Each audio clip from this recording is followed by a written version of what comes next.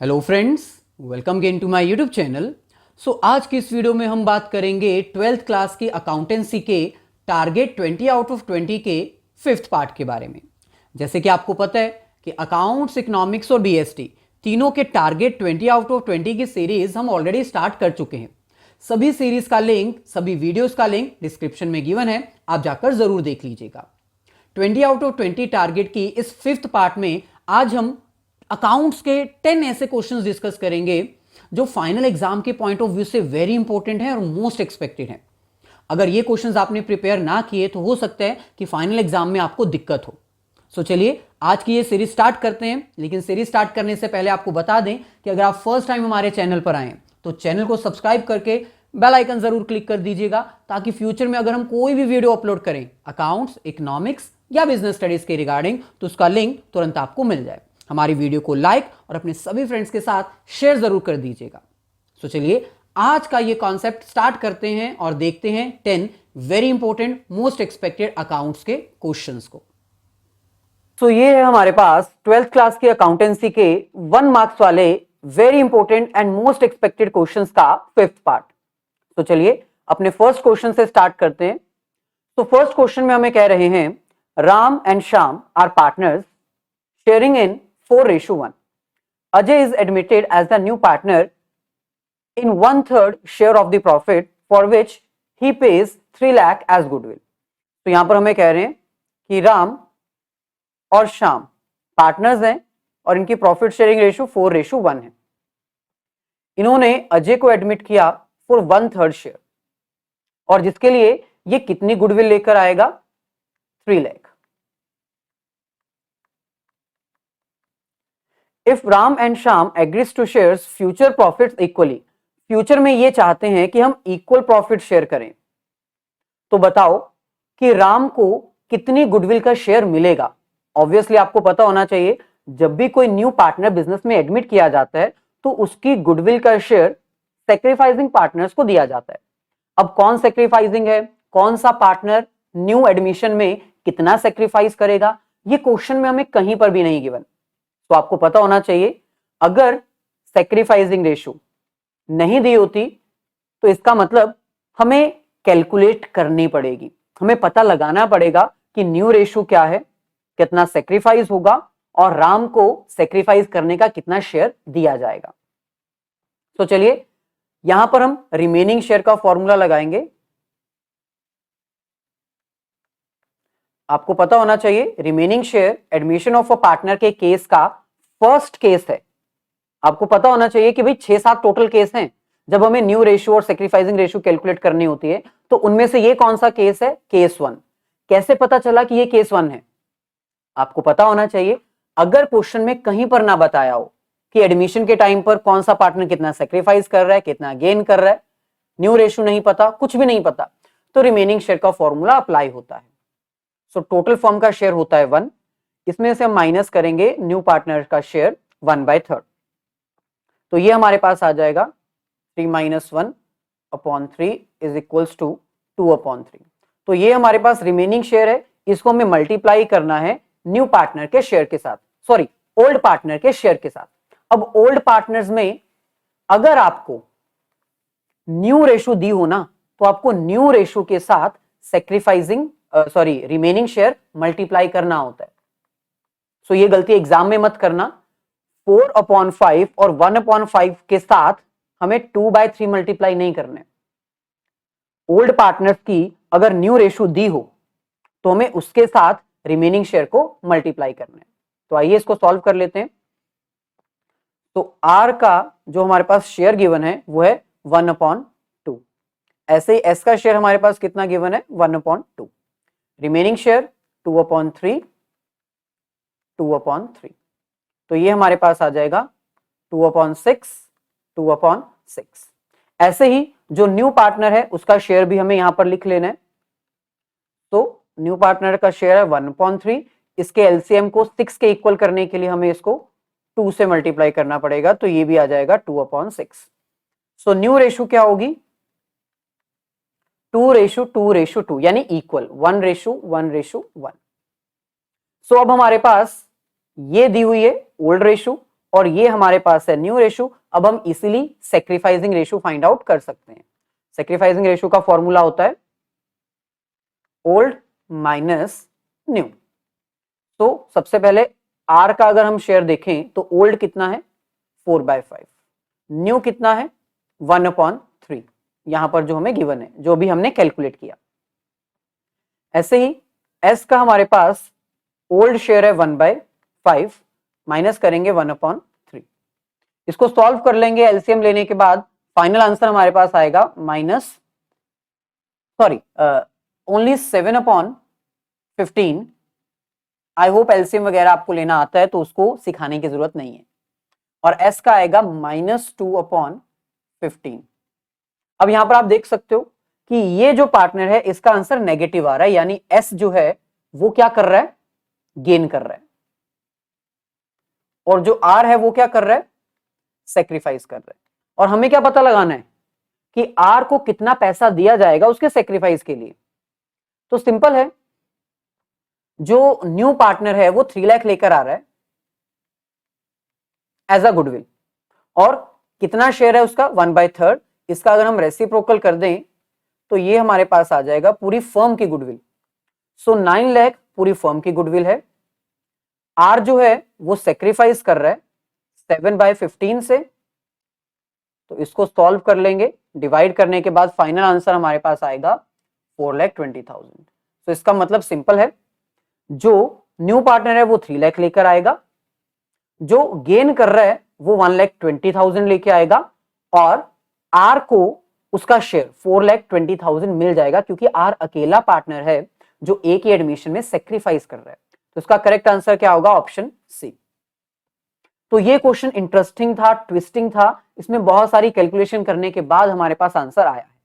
तो ऐसे क्वेश्चंस की प्रैक्टिस आपके लिए जरूरी है, इसलिए हम ये सैंपल पेपर आपके लिए लेकर आए। आगे बढ़ते हैं, second question assertion and reason based question है। Goodwill belong to the category of intangible assets such as patents, trademark, copyright etcetera. तो क्या ये स्टेटमेंट ट्रू है? यस, गुडविल एक इंटेंजिबल एसेट है। वो एक इंटेंजिबल एसेट क्यों है? क्योंकि गुडविल को हम ना ही देख सकते हैं और ना ही टच कर सकते हैं, तो ये भी ट्रू है। बोथ स्टेटमेंट्स आर ट्रू, और दोनों के बीच में एक रिलेशन भी है। सो करेक्ट आंसर होगा इसका डी। सेकंड क्वेश्चन में आपको ऑप्शन देखने को मिलेगी। सो सेकंड क्वेश्चन की ऑप्शन हमारे पास है, purchased goodwill means goodwill for which a consideration has been paid. True, purchased goodwill वो गुडविल होती है जिसके लिए हम पैसा देते हैं। आपको पता होना चाहिए, जब एक बिजनेस किसी दूसरे बिजनेस को परचेज करता है और जब उसको एक्स्ट्रा पैसा देना पड़ता है किसी बिजनेस को परचेज करने के लिए, तो वो एक्स्ट्रा पैसा गुडविल का होता है। तो गुडविल की कंसिडरेशन हमें पे करनी पड़ती है। Yes, true. It is shown in the balance sheet as a liability. False, ये एसेट होती है तो बैलेंस शीट में एसेट साइड आएगी, लायबिलिटी साइड नहीं। तो रीजन फॉल्स है, असर्शन ट्रू है। तो करेक्ट आंसर ऑप्शन ए। आगे बढ़ते हैं, थर्ड क्वेश्चन, इसमें भी आपको ऑप्शन देखने को मिलेगी। सो पहला क्वेश्चन है, a limited company issued equity shares of 100 each. It is called up capital 75 on each shares but received 60 per share. On forfeitures of these shares, the share capital account will be debited with. आपको पता होना चाहिए, जब भी हम forfeit करते हैं, forfeit करना मतलब शेयर्स के ऊपर मिले हुए पैसे अपने पास दबाकर रख लेना और वापस नहीं करना। क्यों?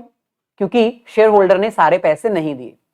तो यहां पर भी ऐसा ही हुआ, 100 रुपए का शेयर था, 75 हमने कॉल किए थे, लेकिन शेयर होल्डर ने सिर्फ 60 रुपीज दिए। तो क्योंकि उसने बाकी पैसे नहीं दिए तो हमने उसके 60 रुपए फोरफिट कर लिए। तो 60 रुपीज हमने फोरफिट कर लिए, और जो एरियर है, एरियर मतलब जो पैसे नहीं मिले, वो है 15। सो हमने 75 कॉल किए थे, तो आपको बताना होगा कि शेयर कैपिटल कितनी अमाउंट से डेबिट करना है। सो 75 इसका करेक्ट आंसर है। कॉल्ड अप वैल्यू से, मंगवाए गए पैसों से हम शेयर कैपिटल को डेबिट करते हैं। अगर वो फोरफिट पूछते कि कितने अमाउंट से क्रेडिट होता तो 60, कॉल इन एरियर पूछते तो 15, यहां पर शेयर कैपिटल पूछा है तो कंप्लीट जितने पैसे हमने मंगवाए हैं 75, 100 नहीं, क्योंकि 100 हमने नहीं मंगवाए हैं अभी। नेक्स्ट क्वेश्चन, इसके ऑप्शन में हमारे पास है, MMGC Limited forfeited 300 shares of 10 each, issued at a premium of 2 per share for the non-payment of final call 3। तो यहां पर हमें कह रहे हैं कि भाई 300 शेयर्स हैं, इनको हमने फोरफिट किया, क्यों? क्योंकि सामने वाले ने 3 रुपए नहीं दिए, मतलब 10 में से 7 रुपए मिल चुके हैं, 7 रुपीज रिसीव हो चुके हैं। जो पैसे मिल जाते हैं उसको हम फोरफिट कहते हैं। और 3 रुपए हमने मंगवा लिए हैं लेकिन मिले नहीं है, इसको हम एरियर्स कहते हैं। So total called up value 10 rupees है। यहां पर फोरफिट कितनी होगी? 7 रुपीज के अकॉर्डिंग, और एरियर कितनी है? 3 रुपीज के अकॉर्डिंग। बाद में कंपनी ने इन 300 शेयर्स में से 200 शेयर्स री इशू कर दिए 11 रुपए में। 10 रुपए का था, 1 रुपए एक्स्ट्रा यानी प्रीमियम पे इशू किए। तो बताओ कितनी अमाउंट कैपिटल रिजर्व में आएगी? तो ये तो आपको भी पता है कि जो अमाउंट हम फोरफिट करते हैं उसी में से हम कुछ पैसा अगर बच जाए तो कैपिटल रिजर्व में ट्रांसफर करते हैं। तो चलिए 300 शेयर्स हैं, हमने फोरफिट कितने किए? 7 रुपीज के अकॉर्डिंग 2100।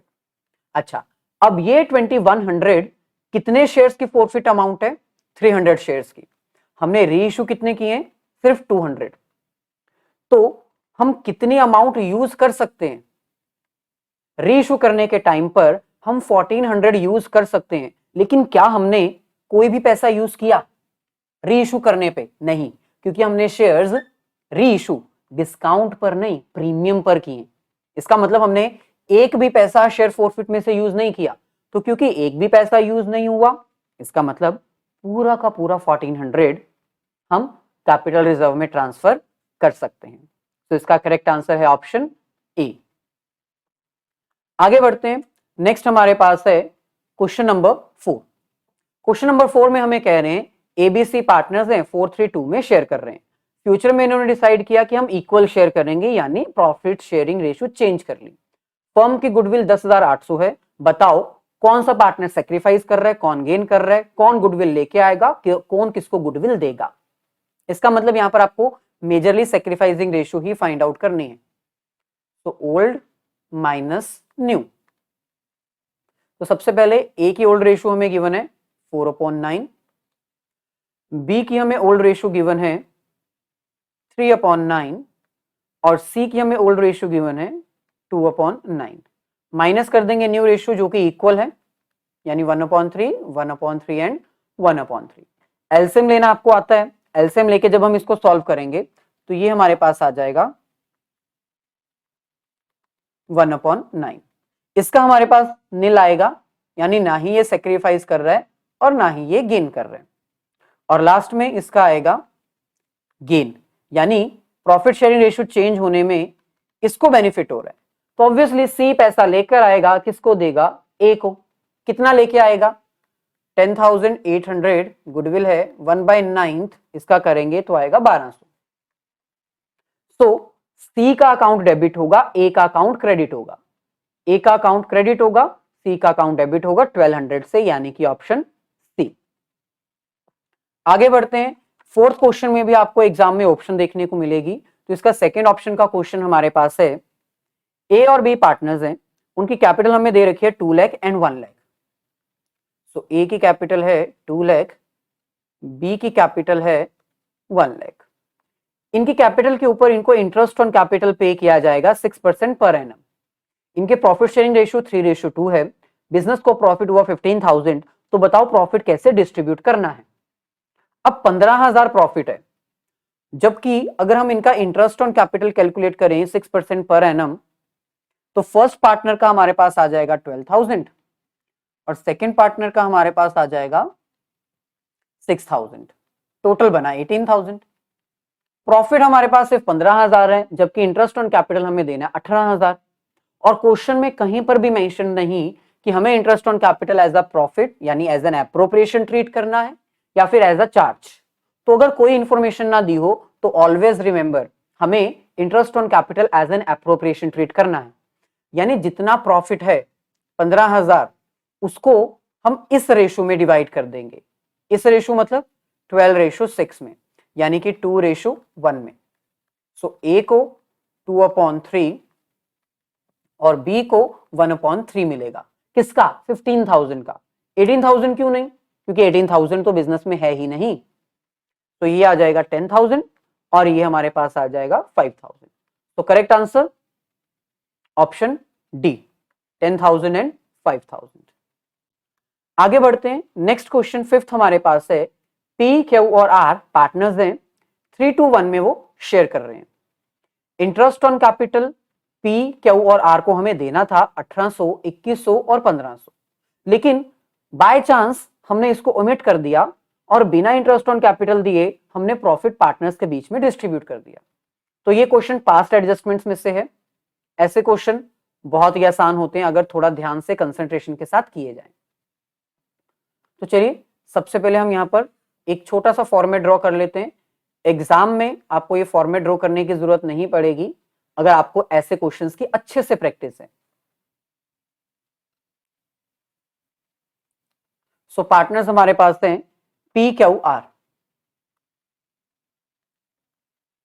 सबसे पहले हम यहां पर लिखेंगे टू बी गिवन, यानी वो इंटरेस्ट ऑन कैपिटल जो पार्टनर्स को हमें देना था, क्रेडिट करना था लेकिन नहीं दिया। तो 1800, 2100 एंड 1500, तो ये टोटल आ जाएगा 5400। यानी हमने पार्टनर्स को 5400 रुपीज देने थे, लेकिन 5400 हमने पार्टनर्स को दिए लेकिन प्रॉफिट शेयरिंग रेशियो में दे दिए, तो वो गलत दे दिए ना, तो पार्टनर्स से वो वापस मंगवा लेते हैं। तो यहां पर लिखेंगे रोंगली गिवन, हमने उसको गलती से दे दिए, डेबिट कर देंगे क्योंकि हमने ये अमाउंट पार्टनर से वापस मंगवानी है। तो 3:1 5400 3:1 में अगर हम डिवाइड करेंगे तो ये आएगा 2700, नेक्स्ट आएगा 1800 और ये आएगा 900। बस अब हम इसको सॉल्व कर लेते हैं। सबसे पहले पी की अगर बात की जाए तो इसका डेबिट ज्यादा है, मतलब पी के अकाउंट को हम डेबिट करेंगे 900 से। इसकी बात की जाए तो क्यू का क्रेडिट ज्यादा है, अमाउंट 300, तो क्यू का अकाउंट क्रेडिट किया जाएगा। आर का भी क्रेडिट ही ज्यादा है 600 से, तो इसका अकाउंट भी क्रेडिट किया जाएगा। तो हमें एक ऐसे ऑप्शन पे टिक करना है जिसमें P is account debit to Q to R. तो ऐसे ही ऑप्शन हमें कहीं पर गिवन है क्या? यस, ऑप्शन बी, और अमाउंट भी हमें सेम यही गिवन है। आगे बढ़ते हैं, नेक्स्ट हमारे पास है सिक्स्थ क्वेश्चन जिसमें आपके पास ऑप्शंस आएंगे एग्जाम में। तो फर्स्ट क्वेश्चन में हमें कह रहे हैं एक कंपनी ने 12% वाले डिबेंचर्स 100 रुपए के थे जो कि 10% के प्रीमियम पर इशू की।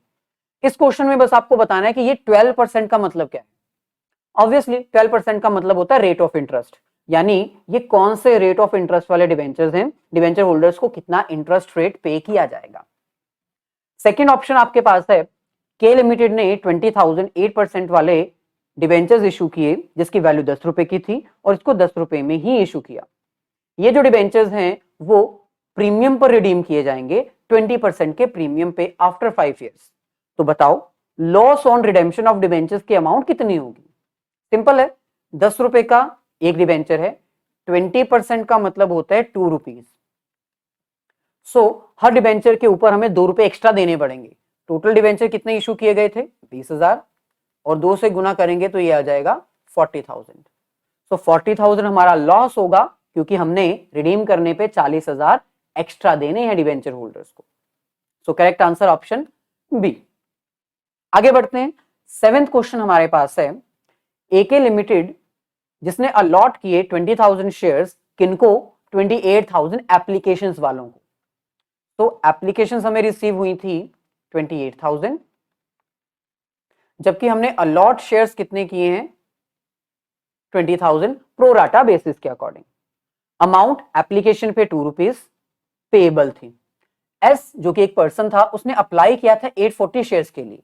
हमें बताना है कि एस को कितने शेयर्स अलॉट किए गए होंगे और एडवांस जो उसने दिया था वो कितनी अमाउंट है जो हमने अलॉटमेंट में एडजस्ट की होगी। सिंपल है, आपको सिर्फ इतना पता होना चाहिए ऐसे क्वेश्चंस में कि 840 ये जो शेयर्स दिए हैं ये अप्लाइड हैं या अलॉटेड हैं। अगर अप्लाइड हैं तो आपका फॉर्मूला आ जाएगा applied divided by applied multiply allotted. इससे आपको पता चल जाएगा कि कितने शेयर्स अलॉट किए गए हैं। जैसे हमारे इस केस में एस ने 840 शेयर्स के लिए अप्लाई किया, तो 840 applied divided by total applied, मैं यहां पर लिख देता हूं टोटल अप्लाइड 28,000 मल्टीप्लाई अलॉटेड, तो अलॉटेड कितने हैं 20,000। तो बस अब आपके पास आ जाएगा कि एस को हमने कितने शेयर्स अलॉट किए होंगे, तो इसका आंसर आया 600। वहीं पर अगर आपको क्वेश्चन में अप्लाइड नहीं अलॉटेड शेयर दिए हों तो फॉर्मूला आ जाएगा allotted divided by allotted multiply applied. तो आपको पता चल जाएगा कि कितने शेयर्स के लिए उस पर्सन ने अप्लाई किया होगा। तो फॉर्मूला इजी है, अप्लाइड के नीचे अप्लाइड, अलॉटेड के नीचे अलॉटेड। तो 600 शेयर्स के लिए मतलब 840 शेयर्स के लिए इसने अप्लाई किया था और हमने उसको 600 शेयर्स दिए हैं। तो ऐसा आंसर आपको कहीं पर दिख रहा है, सिर्फ एक ही है डी। अब ये 480 कैसे आया, हालांकि हमें कैलकुलेट करने की जरूरत नहीं पड़ी क्योंकि हमें एक क्वेश्चन सॉल्व करके ही आंसर मिल गया, लेकिन फिर भी आपको बता देते हैं। एस जो है उसने 840 शेयर्स के लिए अप्लाई किया और 2 रुपए दे दिए, यानी उसने 1680 रुपए दिए थे, लेकिन कंपनी ने उसको सिर्फ 600 शेयर्स अलॉट किए और 600 अलॉट करने पर उसको पेमेंट 1200 करनी थी, लेकिन वो तो पहले से ही 1680 दे चुका है, तो कितने एक्स्ट्रा दे चुका है 480। तो ये वो अमाउंट है जो यहां पर दी हुई है। 7th क्वेश्चन, आगे बढ़ते हैं 8th क्वेश्चन की तरफ। इस क्वेश्चन में आपको ऑप्शन देखने को मिलेगा एग्जाम में। तो फर्स्ट में हमें कह रहे हैं D D and P partners हैं, पी रिटायर हो रहा है फर्म से, आफ्टर ऑल द एडजस्टमेंट, जो भी एडजस्टमेंट थी रिजर्व्स की, रिवैल्यूएशन की, एसेट्स और लायबिलिटीज के, सब कुछ करने के बाद जो रिटायर पार्टनर है उसकी कैपिटल बनती थी 1,20,000, लेकिन डी और डी ने उसको 60,000 एक्स्ट्रा दिए। किस चीज के? ऑब्वियसली जो पार्टनर रिटायर होके जाता है वो अपना शेयर सेक्रीफाइस करके जाता है, और सेक्रीफाइसिंग पार्टनर को गेनिंग पार्टनर्स क्या देते हैं? गुडविल का शेयर। तो ये 60,000 पवन को एक्स्ट्रा क्यों मिला? उसकी गुडविल का। आगे बढ़ते हैं, नेक्स्ट क्वेश्चन हमारे पास है net profit before charging commission is 1,20,000। तो हमें net profit before charging commission दिया हुआ है 1,20,000। पार्टनर्स कमीशन होगी 20%, मतलब पार्टनर्स को 20% कमीशन मिलेगी नेट प्रॉफिट के ऊपर बिफोर चार्जिंग सच कमीशन। बिफोर चार्जिंग सच कमीशन का मतलब होता है जो भी आपको रेट दिया होगा उसको 100 से नीचे माइनस करना है।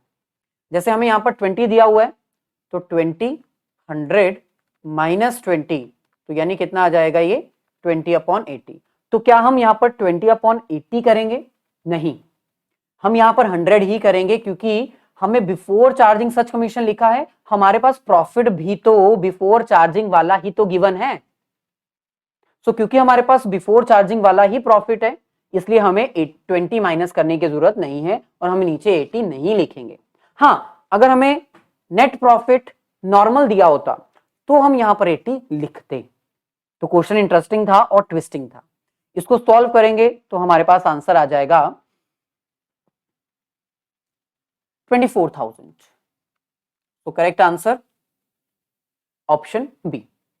आगे बढ़ते हैं, 9th और 10th क्वेश्चन सॉल्व करने के लिए आपको ये एक पूरा कंप्लीट क्वेश्चन सॉल्व करना पड़ेगा, और ये क्वेश्चन सच में बहुत इंटरेस्टिंग है। आप इस लेक्चर को पॉज करके एक बार खुद ट्राई करके देखिए। अगर आ गया आंसर तो कमेंट में जरूर बताना कि सर हमने ये क्वेश्चन अपने आप सॉल्व किया है। 9th और 10th क्वेश्चन आपने ये फाइंड आउट करना है इसको सॉल्व करके।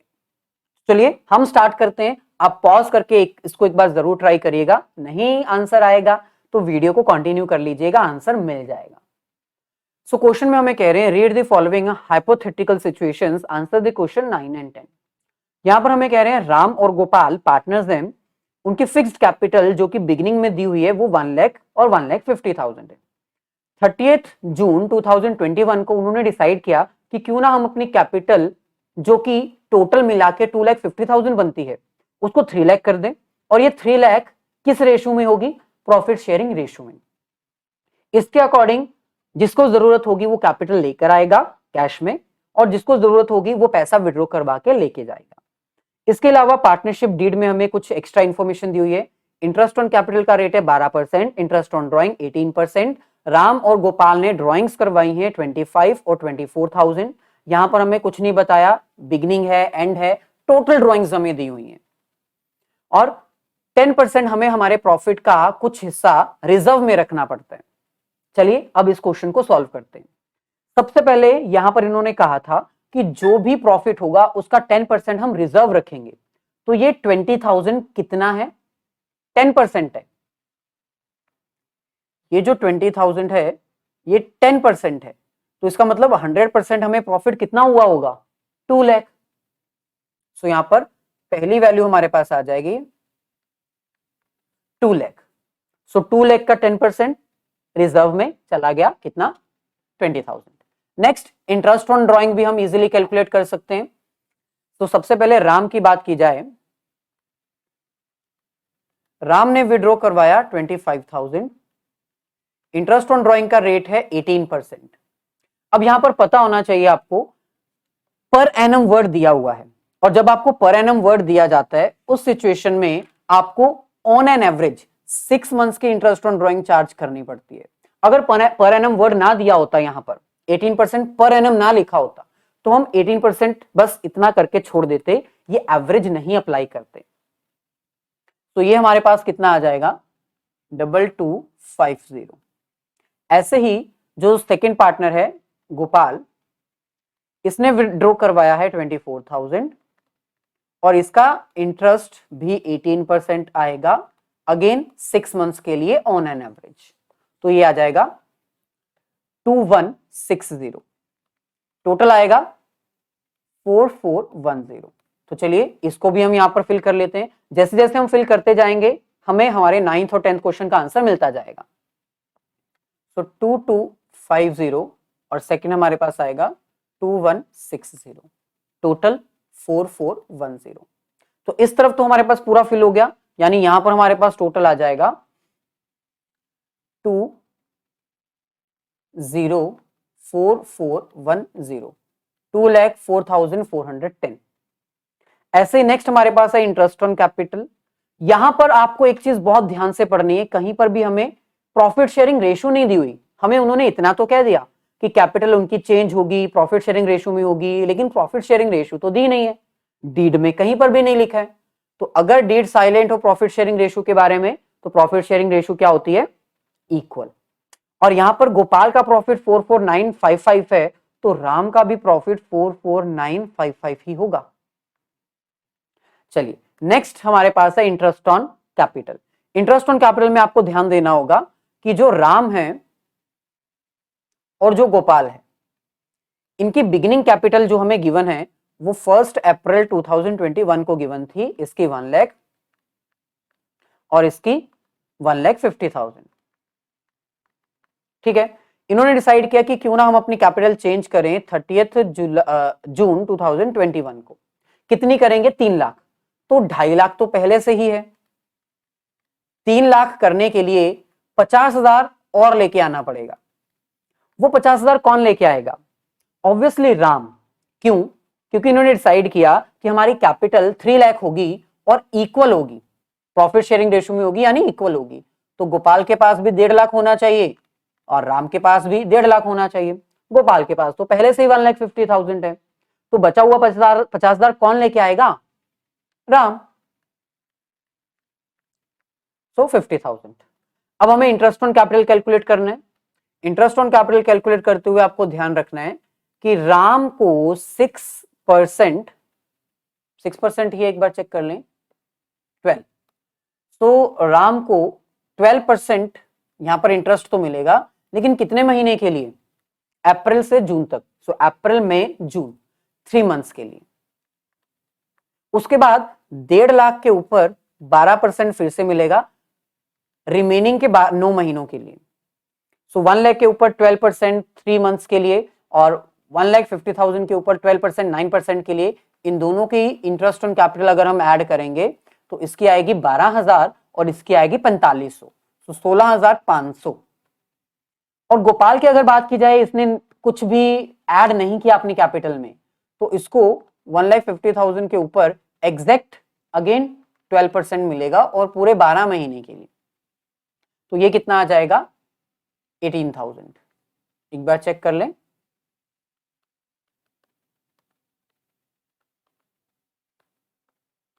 यस 18,000। सो 16,500 यहां पर लिख देंगे और 18,000 यहां पर लिख देंगे। टोटल कर देंगे इसका, ये हमारे पास आ जाएगा 34,500। बस अब हमारे पास बचा गया गोपाल की सैलरी। सैलरी के बारे में कुछ नहीं बताया, लेकिन यहां लिखा मतलब मिलनी है सैलरी, तो कैसे पता करें? सिंपल है, 4,410 में से 20 34500 और ये 89,910 हम माइनस कर देंगे, तो रिमेनिंग फिगर हमारे पास आ जाएगी जो कि आ रही है 60,000। तो क्वेश्चन 9 और 10 में हमें क्या पूछा था? गोपाल की सैलरी कितनी है? 60,000। क्वेश्चन नंबर 10 में हमें क्या पूछा था? राम की इंटरेस्ट ऑन कैपिटल कितनी आएगी? 16,500। तो ये थे हमारे आज के क्वेश्चंस, 10 इंपॉर्टेंट क्वेश्चन, जिसमें से कुछ क्वेश्चन तो बहुत इंटरेस्टिंग थे।